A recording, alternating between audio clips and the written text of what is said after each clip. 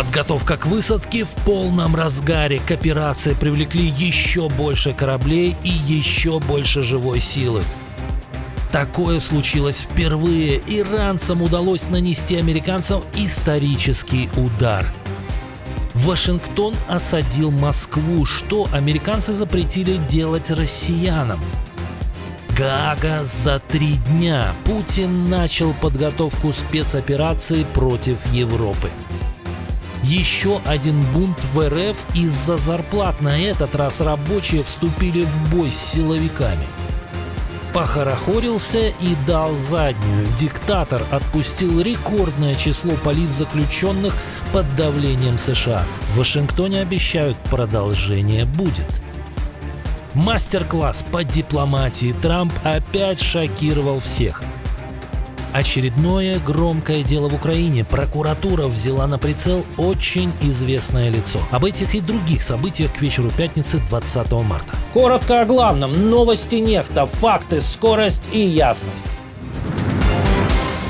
Наземная операция все ближе. США ускорили переброску десантных кораблей и морских пехотинцев на Ближний Восток для возможной высадки в Иране. Об этом сообщают NBC и Newsmax. 11-й экспедиционный корпус морской пехоты, а это более 2000 солдат, отправится раньше срока, уже в ближайшие дни, на борту десантного корабля USS Boxer. Вместе с ним к Ирану направятся еще 2 судна USS Portland и USS Comstock, чтобы доставить технику, ракеты и истребители F-35. Ранее в зону конфликта направился десантный корабль USS Tripoli. Также к операции присоединится крейсер USS New Orleans и корабль док USS Rushmore. Таким образом, общее число военнослужащих увеличится до 8000 человек, из которых 5000 будут морскими пехотинцами. Администрация Трампа рассматривает варианты высадки десанта в Ормузском проливе, захват острова Харк и иранских запасов урана. Тем временем иранцы могут праздновать небольшую победу. Американский истребитель F-35 5-го поколения был поврежден и совершил аварийную посадку на базе США на Ближнем Востоке. Это произошло во время боевой миссии над Ираном, сообщает CNN. Представитель Центрального командования Соединенных Штатов подтвердил, что посадка прошла безопасно, а пилот жив, хотя ответа о причинах инцидента не дал. В корпусе стражей Исламской революции утверждают: это мы. Истребитель F-35 американской армии был подбит в 2:50 сегодня утром новым передовым комплексом ПВО аэрокосмических сил КСИР и получил серьезные повреждения. Это не только первый случай, когда Иран поразил F-35, но и вообще первый раз в истории, когда в бою была подбита эта новейшая боевая машина. Истребитель F-35 стоимостью более $100 миллионов использовался в операциях США и Израиля в Сирии, Ираке и Афганистане, но ранее не сообщалось об их сбитии. США и Израиль продолжают ротацию руководства иранского режима. В результате авиаударов коалиции погиб генерал Али Мохаммад Наини. Он был своего рода иранским Коношенковым. Работав пресс-секретарем корпуса стражей Исламской революции, в КСИР подтвердили гибель этого высокопоставленного офицера. Причем удар произошел буквально через несколько минут после того, как Наини с гордостью заявил о продолжении производства ракет, несмотря на продолжающиеся военные действия.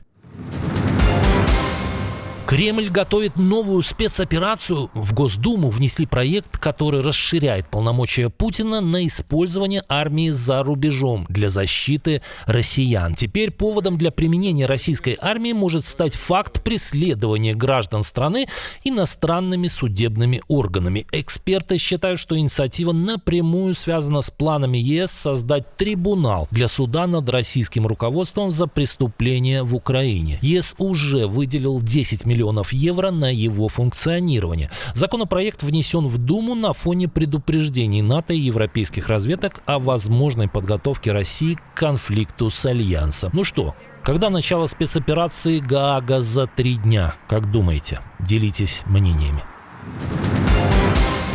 Правда, в самой России все чаще недовольство граждан выплескивается через край. В Мурманске строители устроили забастовку. Бунтовщики заблокировали подъемный кран и потребовали от нанимателей фирмы «Тарион» заплатить долги по зарплате, которую задерживают с прошлого года. По информации экс-координатора штаба Алексея Навального в регионе Виолетты Грудиной, после того, как на стройплощадку прибыли силовики, 2 рабочих заперлись в кабине крана.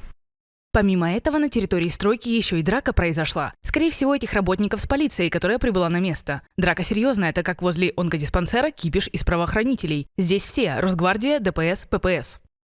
После стычки строители были арестованы и доставлены в отделение. Рабочим может быть предъявлено обвинение в нарушении порядка проведения собраний и митингов.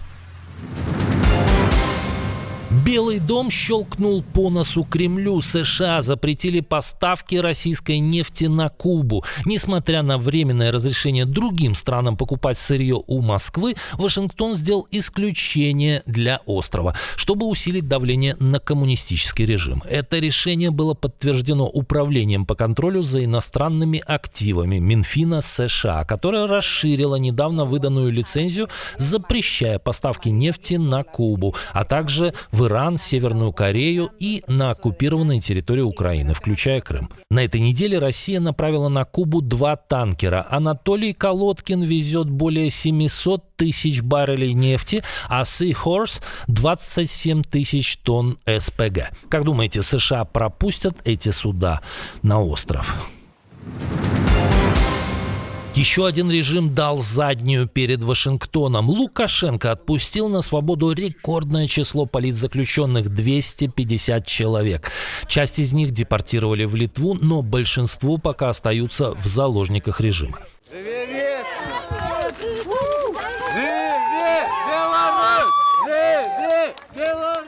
Спецпосланник Трампа по Беларуси Джон Коул в интервью Newsmax признал, что переговоры были, цитируем, довольно жесткими. Тем не менее, американский переговорщик поделился оптимистичным прогнозом. Мы считаем, что сможем освободить еще больше людей и надеемся до конца года вытащить всех.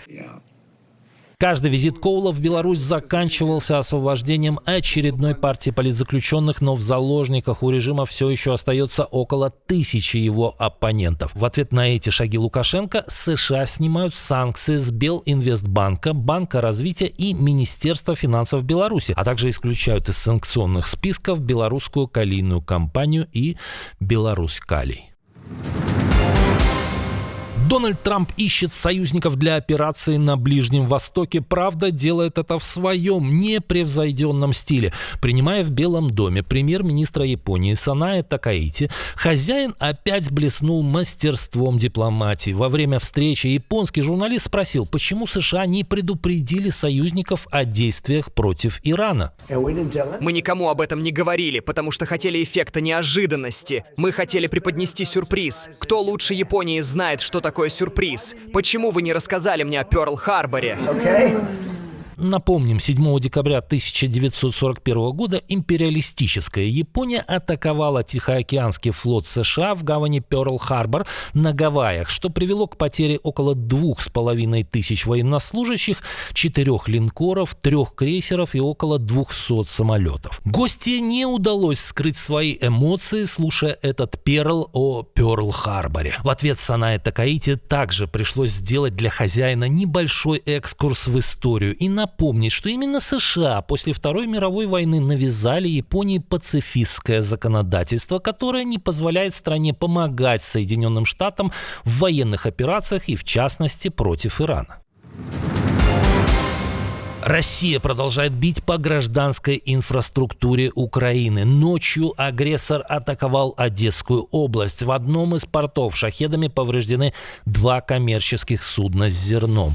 Также пострадали административное здание, зерновой бункер и оборудование порта.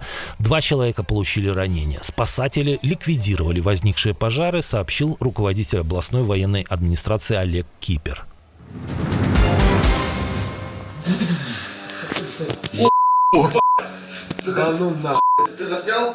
Украина, в свою очередь, ударила дронами по важной цели в Алчевске на территории оккупированной Луганщины. Взрывы были слышны на расстоянии, а яркое зарево было видно издалека. По информации телеграм-канала Экселинова Плюс, атакован, вероятно, Алчевский металлургический комбинат, который теперь работает на российский военно-промышленный комплекс. Видео момента атаки было опубликовано местными жителями. Удар дрона вызвал мощный взрыв и столб огня. Ранее, в декабре прошлого года, этот завод уже подвергался атаке. Генштаб ВСУ подтвердил, что на заводе изготавливают комплектующие для снарядов по заказу Минобороны России. Громкое дело в Украине. Офис генпрокурора открыл производство в отношении народного депутата Марьяны Безуглой по решению Печерского райсуда Киева. В единый реестр досудебных расследований внесены сведения о возможных уголовных правонарушениях, связанных с разглашением информации о работе Временной следственной комиссии по Вагнергейту. Следователи Государственного бюро расследований проводят досудебное расследование под процессуальным руководством прокуроров ОГП. Предположительно, Безуглая разгласила детали операции и информацию об участниках, несмотря на то, что заседание комиссии проходило в закрытом режиме. Искусственный интеллект – это не только прикольные картинки и помощь в рабочей рутине. Британский банк HSBC планирует уволить до 20 тысяч сотрудников в течение 5 лет, заменив их ИИ. Это составит 10% всего штата, пишет Bloomberg. Генеральный директор банка Жорж Эль-Хедери уже начал проводить реструктуризацию. Сокращения затронут сотрудников, работающих на вспомогательных функциях и не взаимодействующих напрямую с клиентами. По прогнозам, из-за глобальной тенденции к оптимизации банковского сектора с использованием новых технологий приведет к тому, что свои рабочие места потеряет около 200 тысяч специалистов по всему миру.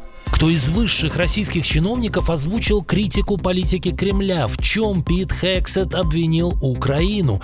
Как команда Трампа собирается помочь другу Путина? Как унизили Си Цзиньпина? И за что отправили в психушку известного сторонника войны? Об этом мы рассказывали в прошлом выпуске. Посмотрите, если еще не видели. Увидимся уже утром.